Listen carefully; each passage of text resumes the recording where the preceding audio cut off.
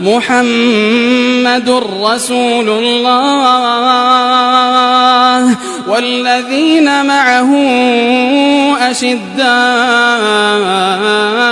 على الكفار رحماء بينهم تراهم ركعا سجدا يبتغون فضلا من الله ورضوانا سيماهم في وجوههم من أثر السجود ذلك مثلهم في التوراة ومثلهم في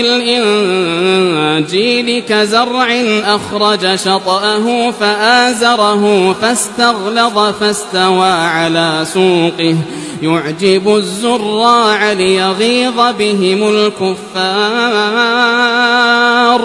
وعد الله الذين